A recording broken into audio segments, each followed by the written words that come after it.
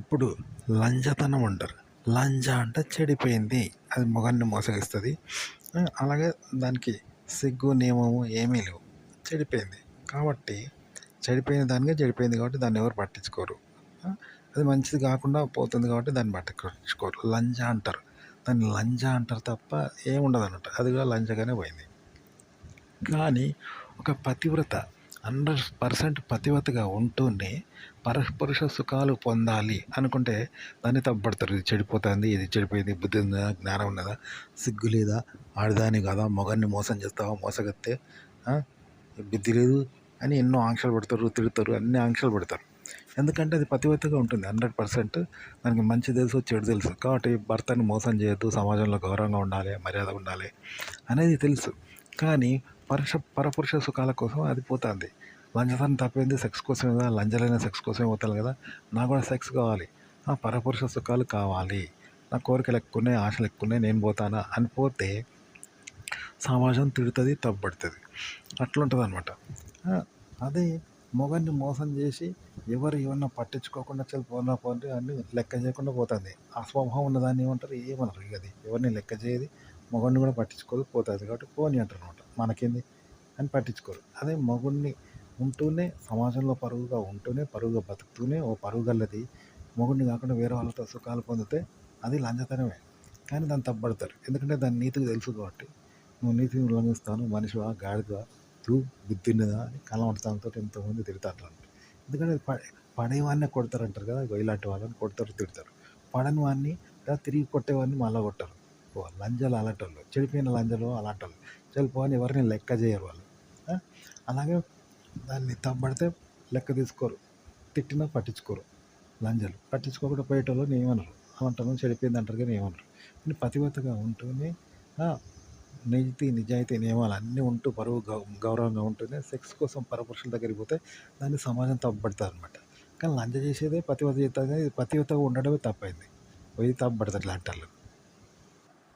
అయితే పతివ్రతకు మాత్రం కోరికలు ఉండవా, పతివ్రతకు మాత్రం ఆశలు ఉండవా, లంజకున్నట్టు ఆశలు ఉండవా? కానీ లంజకు అవి ఆశలు, పతివ్రతకు అవి ఆశలు కదా. కానీ లంజని యాక్సెప్ట్ చేస్తారు, పతివ్రతను మాత్రం తప్పుపడతారు, అలా చేయొద్దు అంటారు. కానీ పతివ్రతకు కూడా లంజకున్నన్ని కోరికలు ఉంటాయి. కానీ దీంట్లో మైనస్ పాయింట్ ఏంటంటే అందరినీ గౌరవిస్తుంది, ఎవరిని లెక్క చేయకుండా పోదు. అందరిని ఉల్లంఘించడం దానికి రాదు. పైగా పతిభక్తి తెలుసు, సమాజంలో పరువు మర్యాద తెలుసు, ఇతరులను గౌరవించడం తెలుసు, సమాజ నియమాలకు కట్టుబడి ఉంది. కానీ లంచతనం చేస్తుంది. అయినా కూడా అంటే కోరికల కోసం, కామం తీర్చుకోవాలని. మరి లంచ కూడా అదే చేస్తుంది కదా, నన్ను ఎంత తప్పుపడతారు అని ఇది అనుకుంటుంది అన్నట్టు.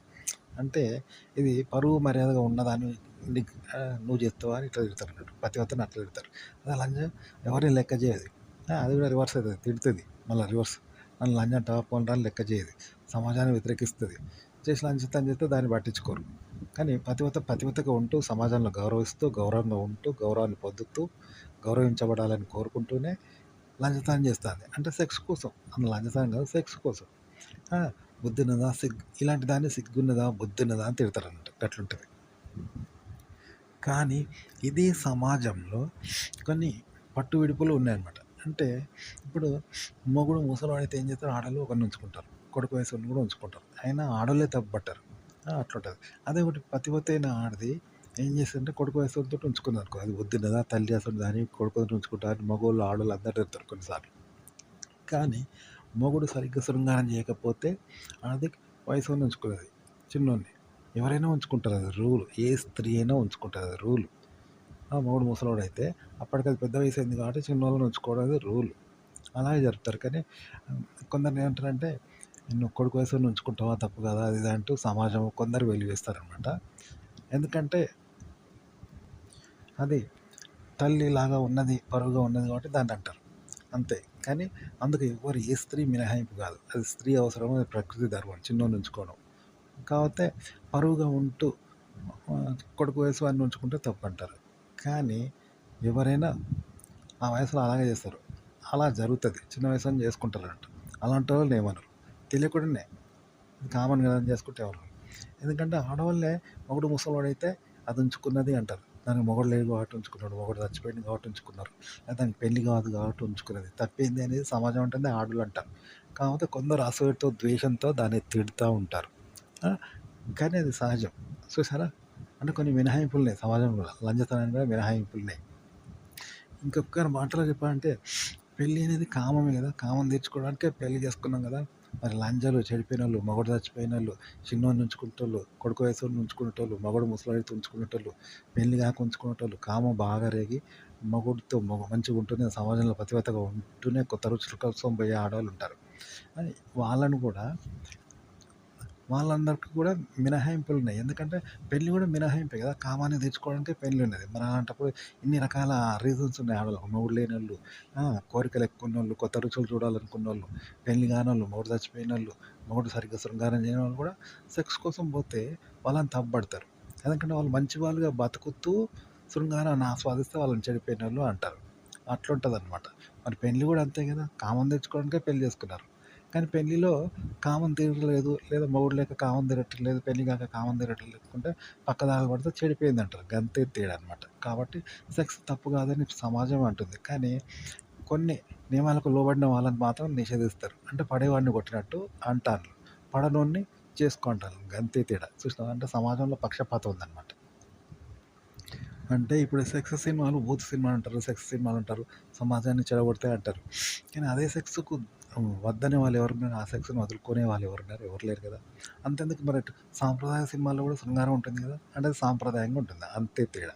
బూత్ సినిమాల్లో కూడా శృంగారం ఉంటుంది. అది బూత్‌గా ఉంటుంది. గంతే తేడా. కానీ అది శృంగారమే, ఇది శృంగారమే. గంతే తేడా అనమాట. అయితే నేను చెప్పేదేందంటే అడల్ట్ కంటెంట్‌ను అంటే సెక్స్ కంటెంట్‌ను, బూత్ కంటెంట్‌ను బూతుగా చెప్తే యూట్యూబ్ తప్పుపడుతది. సమాజం తప్పుపడుతది. కానీ దాన్ని నీతిగా చెప్తే తప్పు పట్టదనమాట. ఎందుకంటే సెక్స్ అందరికి కావాలి. కాకపోతే అది బూతు కాకూడదు. అంటే సాంప్రదాయంగా శృంగారం మొగుడు పెళ్ళాలు చేసుకుంటారు. కానీ మొగుడు చనిపోతే, గీడు చనిపోతే మొగుడు లేని ఆడోళ్ళు, పెళ్లి కానోళ్ళు, కొత్త కోరికలున్న ఆడోళ్ళు చేసుకోవచ్చు కదా! తప్పులేదు కదా! కాబట్టి దాన్ని సాంప్రదాయంగా చూపెడితే ఎవరి మనోభావాలు దెబ్బతినకుండా, ఎవరి అహం దెబ్బతినకుండా, ఎవరిని ప్రలోభ పెట్టకుండా ఆర్థించినట్టు బతిమాలినట్టుగా చూపెడితే దాన్ని మినహాయిస్తారంట. అంతే మెహర్బాన్ చేసినట్టు ఉంటే దాన్ని ఏమనరు. గట్లనమాట. సమాజాన్ని వెలివేసినట్టు, రెచ్చగొట్టినట్టు, సవాలు చేస్తున్నట్టు చేస్తే లంచతనం అంటారు. గంతే తేడా. కాబట్టి అడల్ట్ కంటెంట్‌ని ఎట్లా చేయాలంటే ఇప్పుడు పతివ్రత ఉన్నది. పరువు, మర్యాద, మొగుడు అందరున్నారు దానికి. సమాజంలో గౌరవం ఉంది, మర్యాద ఉంది. ఒక తల్లిలాగా దాన్ని విలువిస్తారు. తల్లిలాగా పొందుతుంది. మేడం మేడం ఆదర్శవంతమైన మహిళగా చలామణి అవుతూనే పరపురుష సంబంధాలు కోరుకుంటుంది, వెళ్తుంది. అప్పుడు దాన్ని తప్పుపడతారు కదా సమాజం. తల్లి వయసులోనో బుద్ధిన్నదా, సిగ్గున్నదా, కొడుకు వయసుతో పెట్టుకుంటూ ఉంటారు. తప్పేంది? కొడుకు వయసుతో అయితేనే ఆకర్షణీయంగా ఉంటాడు కదా! కానీ తప్పట్టారు. అది చెప్పింది లంజని ఏమనరు. ఎందుకంటే అందరిని ఇచ్చిపెడుతుంది. సమాజాన్ని ధిక్కరిస్తుంది, దాన్ని అన్నోళ్ళని ధిక్కరిస్తుంది, ఎవరిని వ్యతిరేకించి అది పోతుంది. దాన్ని ఏమనరు అనమాట. గట్లనే మీరు ఒక అడల్ట్ కంటెంట్, ఒక సెక్సువల్ కంటెంట్ తీసుకొని దాన్ని ట్రెడిషనల్గా చెప్పాలన్నమాట. ట్రెడిషనల్గా చెప్పుతూ మళ్ళా దాన్ని అడల్టరీ పెట్టాలంట. అప్పుడు అది అడల్ట్ కంటెంట్ కాదు, బూత్ కంటెంట్ కాదు, ట్రెడిషనల్గా ఉంటుంది. మరి దీన్ని ఎలా మినహాయిస్తారు జనం అంటే సానుభూతిగా పొందాలంట. ఒకరి సానుభూతి పొందాలి. మనం ఒక వస్తువు బతిమాలి అడిగితే, రిక్వెస్ట్ చేస్తే అయ్యా అప్ప అని అడుక్కుంటే ఎవరైనా ఇస్తారు. పోనీ తీరు లేక అంటారు. ఓ దొంగతనం చేసినా కూడా ఏమనికి లేక దొంగతనం చేస్తాను పోనీ అంటారు. అయ్యా అప్ప అన్నట్టు అంటారు. కానీ రుబాబ్ చేసి, గాయపరిచి, హీరోలాగా చేసి, పొగరుగా చేసి, రౌడీజం చేస్తూ, ఎదుటోళ్ళని బొల్తా కొట్టించే ప్రయత్నం చేస్తూ చమత్కారాలు చేస్తే ఇస్తారా? ఇప్పుడు భిక్షగాడు ఉంటాడు. దేహి అని అడుక్కుంటూ ఇస్తారు. భిక్షగాడు జేబులు కొడుతూ, పర్సులు కొడుతూ, దారిదోపిడీ చేసే ప్రయత్నం చేస్తే భిక్షగాడిని కూడా కొడతారు. కానీ భిక్షగాడు అయ్యా అప్ప కాళ్ళు లేవు, చేతులు లేవు, కళ్ళు లేవు నాయన అంటే ఇస్తారు కదా! ఇగో ఇట్లా అన్నట్టు మీరు సినిమా ఎట్లా చూపెడతారంటే తల్లిలాగా పరువుగా ఉంటూనే సెక్స్ సంబంధాలు పెట్టుకుంటూ ఉంటుంది ఆమె. పెట్టుకుంటే అయ్యా అప్ప దేహి అని మెహర్బానీగా ఉంటే ఏమంటారు? పోనీతే అది ఫ్యాషన్ అయిపోద్ది. ఇప్పుడు సినిమాలో అలాంటి సొంగారం కూడా ఫ్యాషన్ అయిపోద్ది. ఎందుకంటే ప్రేక్షకుల మనోభావాలు అహాన్ని దెబ్బతీయదు. కాబట్టి అది ఫ్యాషన్ అయిపోతుంది. చూసారా? ఇలా అనమాట. ఇలా మీరు ఫ్యాషన్‌గా చెప్పండి. ఒకరి మనోభావాలు దెబ్బతీయకండి. అప్పుడు సెక్స్ ఫ్యాషన్ అయితుంది. అంటే బూత్ కూడా ఈడ ట్రెడిషనల్ అవుతుంది, శృంగారం అవుతుంది. సినిమాల్లో ఇట్లుంటదనమాట. ఇలా మీరు అడల్ట్ కంటెంట్‌ని పాజిటివ్‌గా చెప్పండి. అంటే ఫ్యామిలీ వెర్షన్ యాడ్ చేస్తూ, అడల్ట్ కంటెంట్ మిక్స్ చేస్తూ పాలు, నీళ్ళు అన్నట్టే చెప్పాలి. Family version, adult content 2 mix చేసి చెప్పండి. కానీ ఎక్కడ ఇతరుల మనోభావాలు దెబ్బతీసేలాగా, ప్రేక్షకులను అహం దెబ్బతీసేలాగా మాత్రం చేయకండి. వాళ్ళ అహం దెబ్బతింటే, వాళ్ళ ఈగో దెబ్బతింటే వ్యతిరేకిస్తారు. కాబట్టి మెహర్బానీ చేస్తూ మీరు చేస్తే అది ఫ్యాషన్ అవుతుంది. సినిమాలో హీరోయిన్ పొగరుగా, స్టైల్‌గా, ఒళ్ళు కనిపించే డ్రెస్సులు వేసుకొని వస్తది. కానీ ప్రేక్షకులను అలరిస్తది. ప్రేక్షకుల మనోభావాలు దెబ్బతీయదు కాబట్టి కదా ప్రేక్షకులు చప్పట్లు కొడతారు. అలా ఉండాలన్నమాట అడల్ట్ కంటెంట్. ఇలా మిక్స్ చేసి పాలు నీళ్ళలాగా. ఉదాహరణకి ఇప్పుడు యూట్యూబ్లో కానీ ఆడవాళ్ళు కూడా బూతులు మాట్లాడతారు కదా, మగవాళ్ళ గురించి మాట్లాడే పొడుగ్గా ఉంటుంది, గట్టిగా ఉంటుంది, ఏంటిది అని అడుగుతారు. మధ్యలో పొడుగ్గా ఉంటుంది, కింద రెండు అవుతాయి ఏంటిది అని అడుగుతూ ఉంటారు.